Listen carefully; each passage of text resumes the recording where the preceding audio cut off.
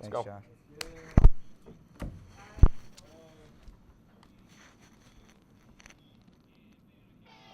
Bienvenido to another episode of Oswego Deportes Update. I'm Blaze Hill. Adam, you can feel the excitement in the air.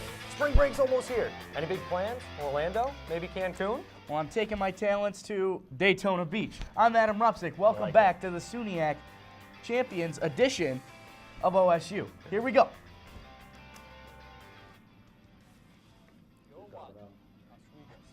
Update. My bad. Low. Keep going. Low.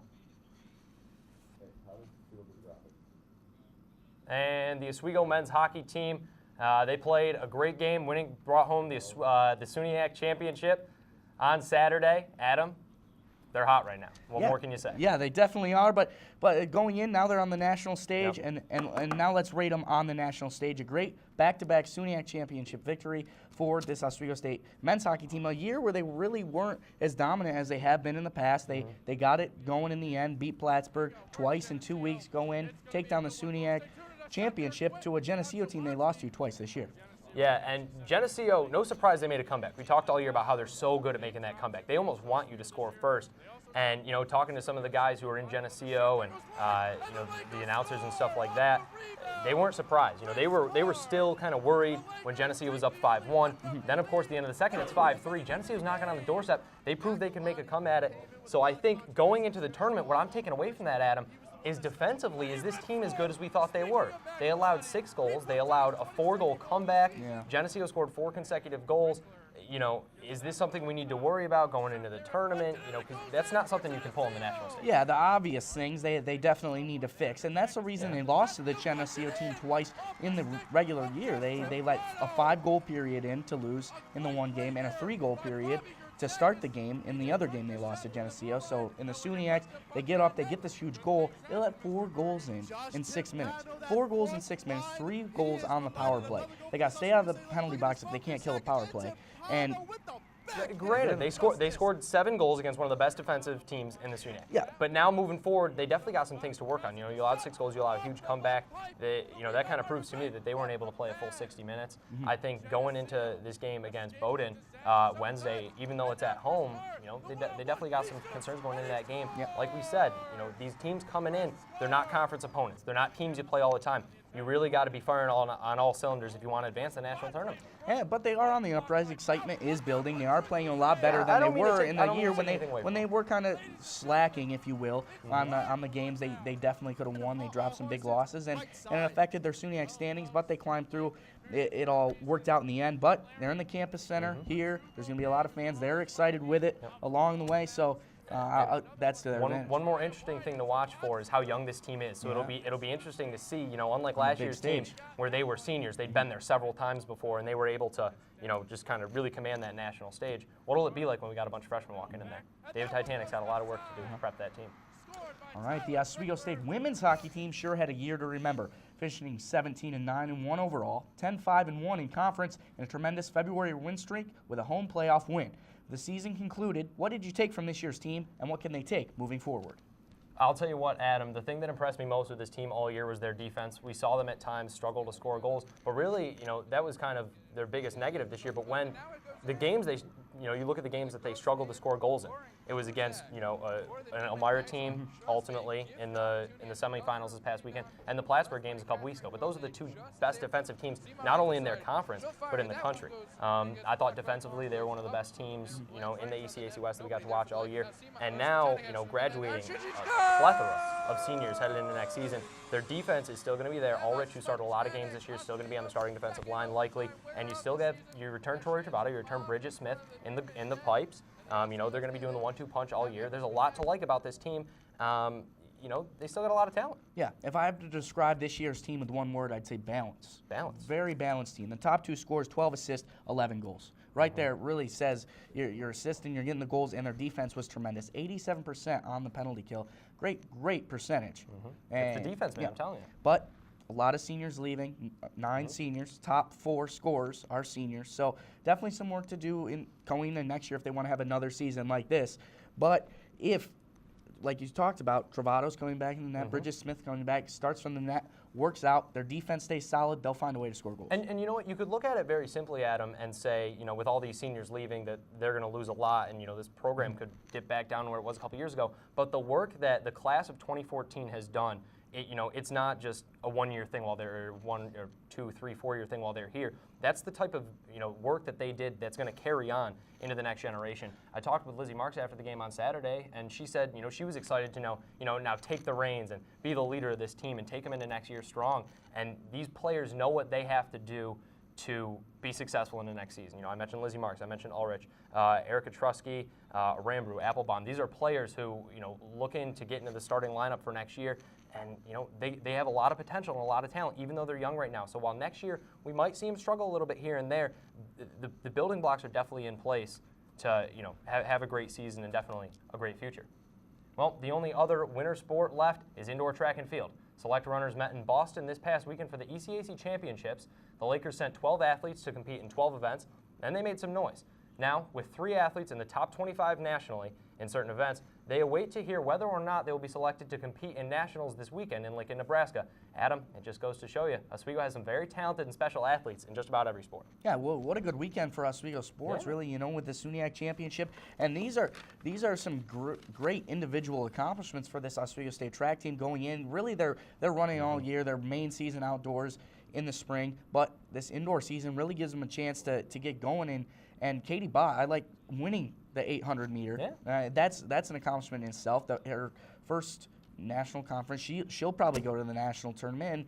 And I always see her running even on the streets of Oswego in the cold winter. It's the dedication. Yeah. You know, and not only did she take home gold in that event, as you mentioned, she broke the school record by, you know, not a couple hundreds of seconds. She broke the school record by 3 seconds. Her own record that she actually broke previously this season. A lot of great players, you know, miss breaking school records, things like that.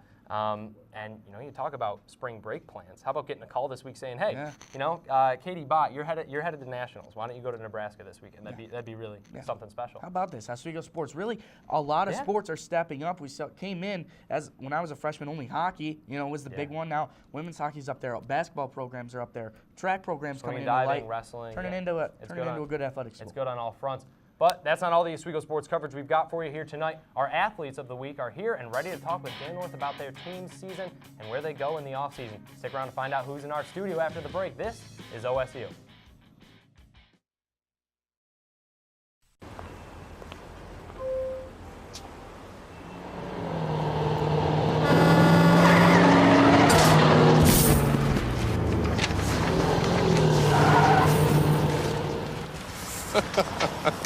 This can't be happening. This can't be happening. Of course it's not happening. Armored car. Listen, having money isn't about luck. Make your own coffee, save $1,000 a year. Feed me. Feed the pig.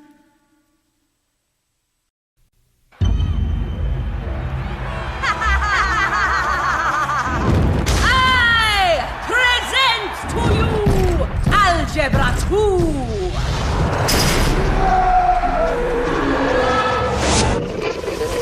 Foreign languages!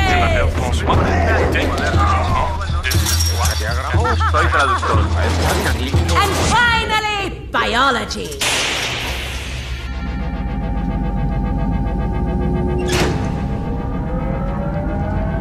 Who among you will step up to their challenge?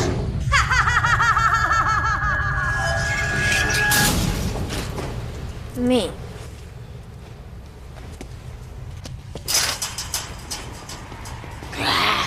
Yeah, I'll do it. Me too. Sign me up.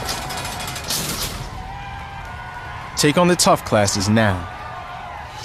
You need them to prepare for college.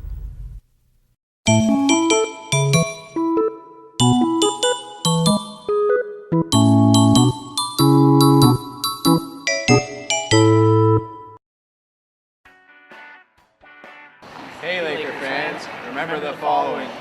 Be loud, be proud, be funny, be civil. Above all, be positive. We've cleaned up our act on the ice. Now it's your turn to clean up yours in the stands.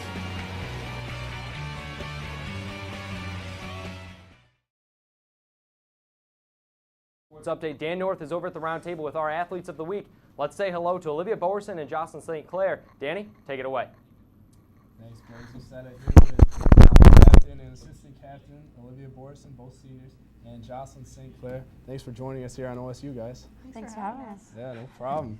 So let's kick it off. Tough loss to end the season against the defending champions, Elmira, but it was the best season in your guys' program history. So how proud of you guys, of your team, for being so successful this year? It's been a year of building for sure, but I think we finished at the right place, and obviously not the outcome we wanted, but we can't hang our heads about our season. 17 wins was huge for our team, and set a lot of new records. Yeah. Awesome. And this is a question for both of you, more specifically for Jocelyn. But your defense was one of the best in the nation this year, and with goaltenders, endless goaltenders to go to, and that defense was so outstanding. Why was it so successful? I think we have a very strong defense core. Every day in practice, we're always pushing each other to make it that much better. We never give up on each other, and we just battle hard every day. Battling is one of the main things you got to do. Hockey, very physical sport. Olivia, this one goes to you. 35 career assists, tying your teammate Melissa Seamont for the most in Laker history, Oswego State women's ice hockey history, of course. How does it feel as a senior to set that standard and be one of the best Lakers in this women's program? Well, it helps having Simon being on my line, but I'm happy to go out the way I did with my senior year, having the most points I've had in the last 4 years. And every year just trying to get stronger as I go, and obviously having such a big senior class helped with that too, especially with the defense. They put up a lot of points this year too, so it helped that way. But yeah, 9 seniors graduating this year, and both of you spent all 4 years here at Oswego. Can you describe just how much the program has changed throughout the years? So much growth going on, and then all the way up to this point, best season program history. Just talk about that a little bit. I think since we got here, it's just been ups and downs, battling adversity. Our junior year, having a roster of 14 players and trying to get over that and get back to where we wanted to be, which was this year, and we did that. We fought hard to get back to where we wanted to be and kind of leave on a note where this team could continue to build and stay in the top of our league, obviously one of the strongest in the nation. And we're proud of what we've accomplished, and it's just been 4 years of growth, and every year we've set new goals and tried to beat past records and trying to continue to make history, and I think that's been huge for our class and very rewarding feeling across the board that way. Over the 4 years, our team has gone the closest team I've ever seen in my life. We've been on numerous teams growing up. I've never seen anything like it. They're definitely our family, and I think that is a huge mentality of Oswego women's hockey, is familyness, and we're always there for each other. Yeah, team chemistry seemed to be a huge thing this year. And we saw the team has some young talent with great playing contributions from freshmen, sophomore this year, and even some juniors. Moving forward, though, what advice do you give them after such a successful year moving forward? Don't be satisfied. We set the bar this year, definitely, and we've set the bar every year to get better, and I think that they're in a position to continue doing that, and they definitely have the skill and the work ethic to continue raising it every year. Yeah, I think since we are now like the top 3 teams in our league, like that's something that they need to carry on like further, and they're gonna have some good talent coming in, so I think that they'll be in a perfect position to get back to where they are, and I think that's now the standard for our team, and yeah. Expect to win. Women's ice hockey definitely on the rise. So take a step off the ice. What's your guys' majors? And moving forward, when you graduate, any big plans? Oh, we'll probably still be living together. I'm a marketing major. I'm public justice and psychology.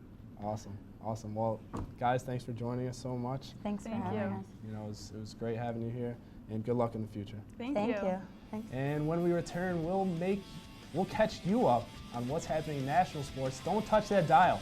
This is OSU.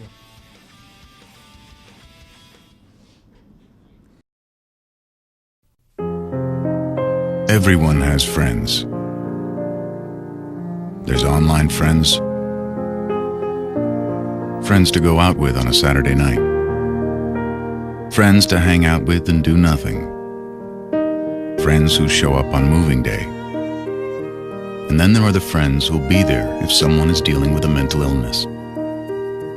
Are you one of those friends?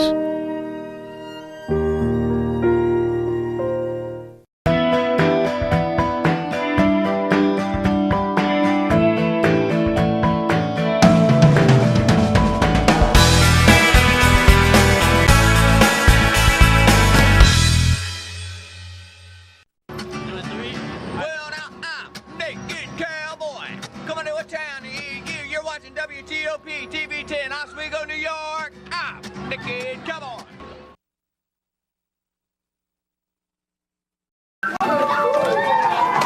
I'm lucky. Let me help you with that. I get to do something I love.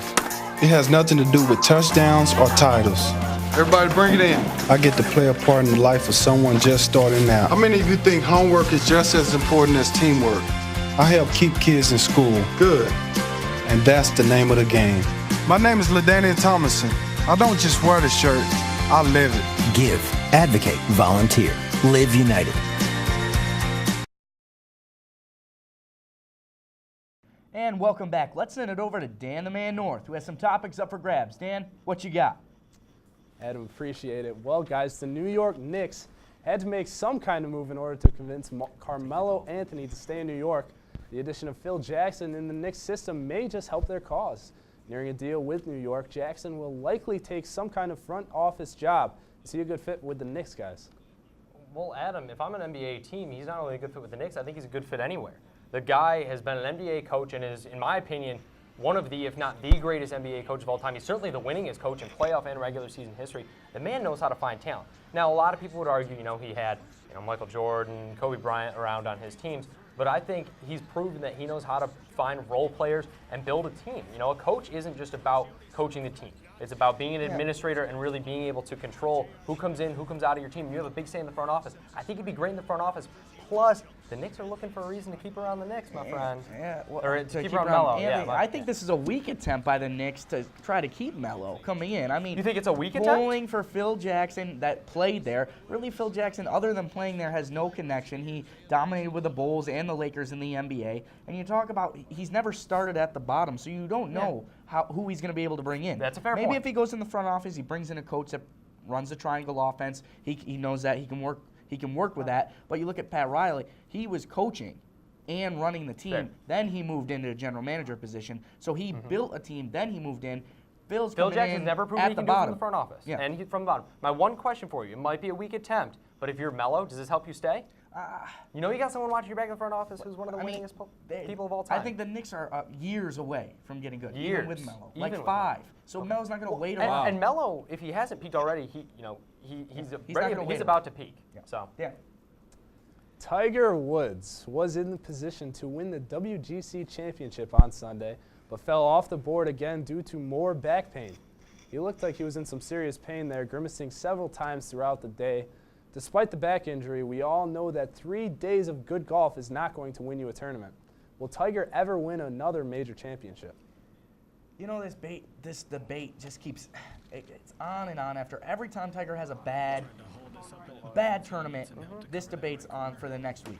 Then 2 weeks from now, he'll go out and he'll win something. And then, Tiger's going to win another major but golf is such a tricky game. I mean, you hit a tiny little ball with a metal stick. It could go anywhere. I mean, you and I know the best of the ball can go anywhere. That we do. Especially off the tee. So, with that, Tiger, when he was on tour, when he was dominating the tour, he had the intimidation factor out there. Yeah. It was a mental thing. Golf does is he so still mental. have that? That's and the question. He doesn't. That's the thing. Players know they can play with him now. So now it's pure skill for him. And he has to get back to the pure skill, pure play. Plain and simple. He's not living up to his expectations right now, Adam. Now, are those expectations through the roof? Yes, but you are Tiger Woods. They should You are a player who, is fairly cocky, a little bit full of himself. He likes to win, and he's set that standard. You can't go back on that now. Yeah. You are Tiger Woods. You are expected to win majors. I know he won 8 tournaments last year, but he is expected to win majors and perform on the biggest stage. He's not done yet. I think if he lays a dud in the Masters, doesn't make the cut, come back, talk to me then. High standard for sure. Just a few days ago, Republican Pat Garofalo of Minnesota tweeted about the NBA players, saying that they are often involved with crime. It seems specifically referring to African-American players as well. He later apologized for his comments, but guys, are his comments justified here or not? Well, I think even if they weren't intended to be racist, maybe he was just saying NBA players in general, which I don't think he was. I interpreted it as a little bit racist. A majority of the league are African-American players. Even if he didn't intend for it to be racist, I still think this comment's really out of bounds. Yeah. He's blatantly calling all NBA players to their face. He's blatantly calling them all thugs. Yeah. And I don't care, if that's your personal opinion, that's fine. Tweet, something else. Something along the lines of, some NBA players, they can be real thugs. They should clean up their act, kind of thing. But don't stereotype and make it all NBA players are thugs. That's how I interpreted this comment. Yeah. Where is this coming from, too? This tweet, like right? You're from you're in politics in Minnesota, and you want to tweet about the NBA, like. I mean, Kevin Love's the only notable NBA player isn't he in Minnesota. Stereotyping Kevin Love, who's one of the most, in Minnesota, one of the nicest guys in the NBA? Yeah, unless I'm not opening the newspaper in the police blotter and reading that there's a few here and there. There's a few here and there of arrests in the NBA or problems in the NBA, but that just happens. They're just people, it happens. There's arrests every day. Yeah. So I don't know. I don't think the NBA has a bad problem with arrests. Traditionally, the players come from inner city backgrounds, so they grow up in a hard life. So it can sometimes be a difficult transition to fame. But regardless of what his opinion is, I think that comment's out of bounds. But the madness now is upon us. Talking about college basketball. Since this is our last show before Selection Sunday and the first 2 rounds of the NCAA tournament, we've got a special March Madness edition of High Low. When we return, this is OSU.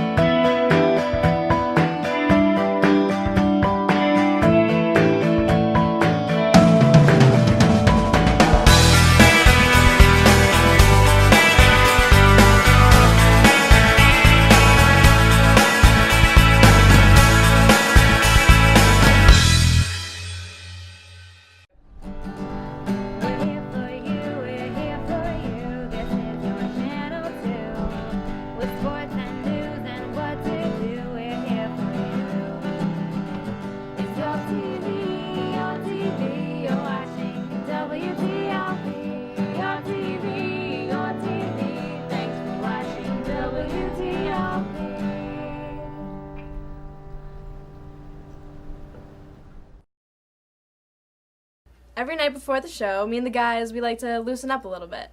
Blue, 42, hike!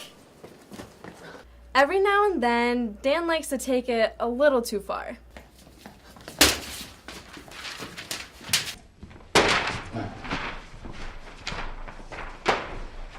But hey, the show's all about competition, so we'll take it. Stupid Dan with stupid football and stupid running.